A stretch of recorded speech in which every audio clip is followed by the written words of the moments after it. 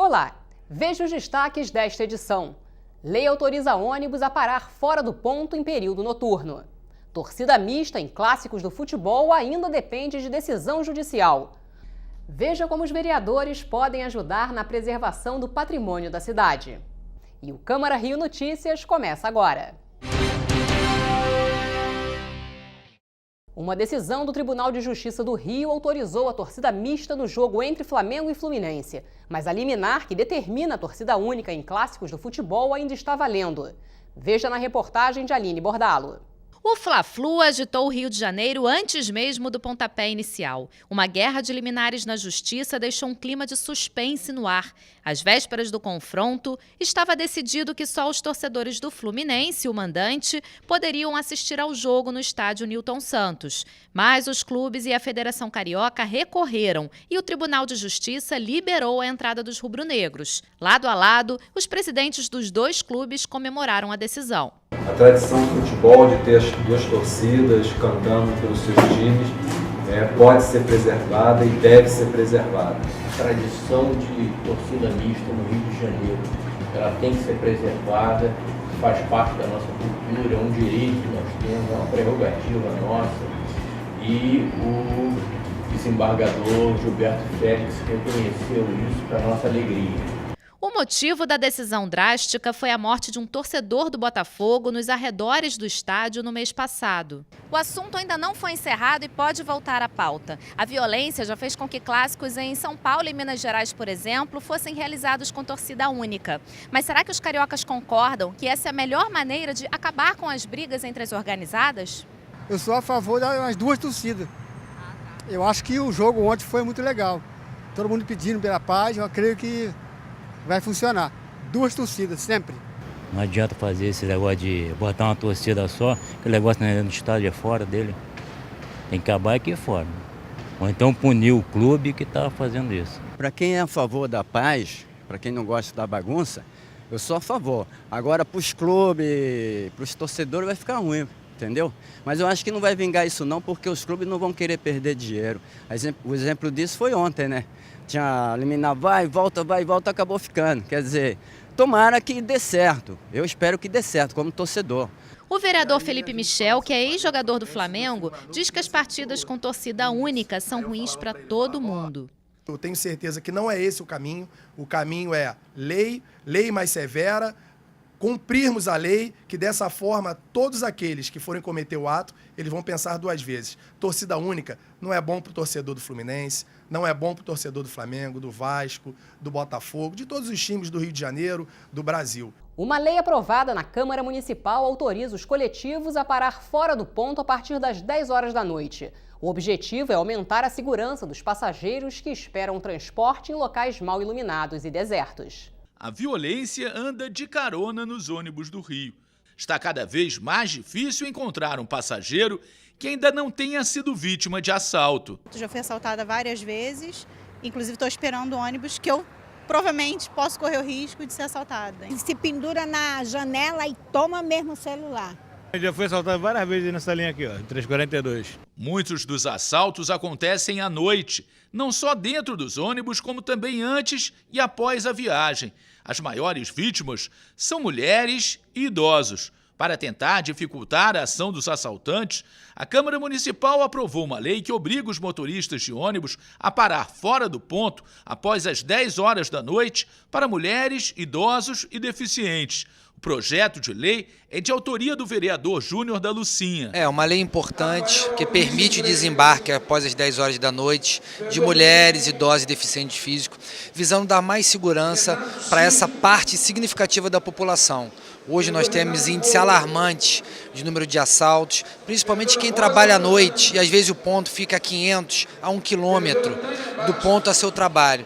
Então, com essa lei que não traz nenhum custo para a prefeitura, nenhum custo para as empresas, apenas um aperfeiçoamento dos motoristas, a gente possibilita dar mais segurança para essa parte da população que tão necessita dessa ajuda nesse momento. A lei já foi sancionada pelo prefeito Marcelo Crivella e aguarda regulamentação para fazer parte do dia a dia dos cariocas.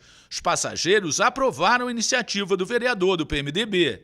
A lei é ótima, A gente entende que vale a pena, mas existem outras coisas também que o Estado precisa se preocupar. Somente aqui no centro, né? A gente se arrisca muito, fica muita MC desses garotos que ficam soltos aí, toma bolsa.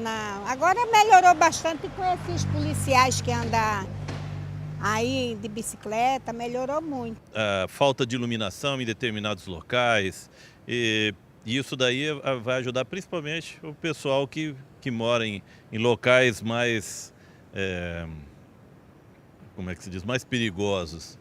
O projeto de lei aprovado na Câmara Municipal previa uma multa de R$1.000 para a empresa responsável pelo motorista que descumprisse a determinação de parar fora do ponto. Mas essa punição foi vetada pelo prefeito. Marcelo Crivella disse que a fiscalização da lei representaria um aumento de despesas para a prefeitura. O veto do prefeito não tira o ânimo de Júnior da Lucinha. Mesmo sem a aplicação de multa, o vereador não acredita em dificuldades para o cumprimento da lei. Olha, o prefeito Marcelo Crivella, ele já sancionou a lei, ele apenas vetou a parte que dava a punição de R$1.000, a sanção de R$1.000 por descumprimento, e o prefeito se comprometeu a fazer a regulamentação dessa lei, para que a gente possa colocar uma sanção, e não só pensando em sanção, de estar cobrando das empresas de ônibus, de estar cobrando da Secretaria Municipal de Transporte, e eu como vereador vamos estar incansavelmente fiscalizando para que a lei seja cumprida, que a gente vai dar mais segurança para as mulheres, para os idosos, para o deficiente físico, que após as 10 horas da noite vão poder desembarcar fora do ponto. O que isso quer dizer? Não quer dizer que vai poder se embarcar, é só no desembarque. Muitas pessoas trabalham aqui no centro da cidade, em locais ermos, que às vezes desce do ponto 10, 11, meia-noite, tem que andar durante 10, 15 minutos, que podem sofrer assaltos, né, correm grande risco.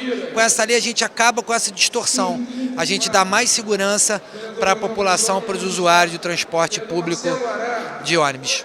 O tombamento de um patrimônio ou bem público é uma forma de preservar a memória da cidade. Na Câmara Municipal, vereadores também podem participar desse processo de conservação da história e da cultura dos cariocas. Veja na reportagem de Gabi de Saboia. Na contramão de metrópoles como Roma, Paris, Berlim e Nova York, as grandes cidades brasileiras, como Rio de Janeiro, têm recorrido em grande escala ao tombamento para regular questões que poderiam ser geridas por instrumentos de urbanismo. O fenômeno é chamado de patrimonialização. São tombados bens de valor histórico, cultural ou artístico na cidade como forma de preservação. Quem explica o processo é o arquiteto Washington Fajardo. A prerrogativa de tombar, de reconhecer como bem de valor cultural é uma prerrogativa do Executivo. Essa é uma definição da Constituição brasileira. A Constituição, ela deixa muito claro que a proteção, a salvaguarda de bens culturais é fruto da união de esforços entre Estado e sociedade civil. Por isso que os conselhos de patrimônio, tanto na esfera nacional, quanto estadual, quanto municipal, são sempre conselhos paritários. Eles têm uma parte do governo e uma parte da sociedade civil.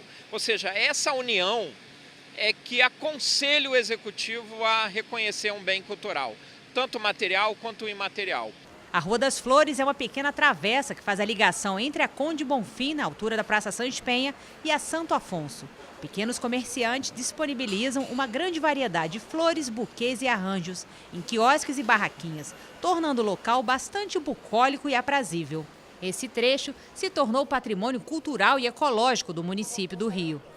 Para preservar a Rua das Flores da especulação imobiliária e dos grandes comerciantes, os vereadores César Maia e Carlos Caiado criaram uma lei que proíbe a demolição, descaracterização e mudança de função dos pontos de vendas de flores. Obras são permitidas só se forem para melhorias e a convivência com o comércio local é pacífica. A preocupação do vereador César Maia com a região é antiga. A área foi revitalizada em seu mandato como prefeito. No início da década de 90, esse trecho concentrava moradores de rua e usuários de drogas. Eu sou tijucano, né? Então eu pequeno, fim de semana, onde que meus pais me levavam? Na Praça Santos Penha, para o cinema, Metro, Olinda, os cinemas que tinham ali, para a praça. Portanto, eu trago a Praça Santos Penha, em especial, e a Tijuca em geral, aqui dentro do meu coração. É importante dizer que qualquer pessoa pode pedir o tombamento. Eu posso, você pode, eles, qualquer pessoa pode. O vereador também pode pedir o tombamento. Agora, o vereador solicita esse estudo de tombamento ao órgão do patrimônio municipal ou estadual ou até federal. Isso tem um trabalho técnico, isso passa por um conselho e o conselho aconselha o chefe do executivo a fazer aquele ato. E o chefe do executivo tem a prerrogativa de fazer ou de não fazer. Por quê? Porque sobre ele fica o ônus de cuidar do patrimônio. Veja agora os destaques desta segunda-feira do Diário Oficial do Município. Projeto de lei dos vereadores Tiago Carribeiro e Carlo Caiado define critério para a implantação do transporte de passageiros no Complexo Lagunar de Jacarepaguá. Sobre o assunto, o prefeito Marcelo Crivella adiantou que ainda este ano a Secretaria Municipal de Transporte anunciará um sistema de barcas entre a Península da Barra da Tijuca e a estação do metrô do Jardim Oceânico. Projeto de lei do vereador Marcelino da Almeida pretende evitar o crescimento de uma modalidade criminosa no Rio: o uso de fardamentos oficiais em falsas operações policiais, abordagens indevidas e até invasões. O projeto de lei pretende proibir a venda e uso de fardas, coletes, distintivos e acessórios das polícias federal, militar, civil, agentes penitenciários e mesmo da Guarda Municipal pelas quadrilhas de criminosos. E o Câmara Rio Notícias fica por aqui. Até amanhã.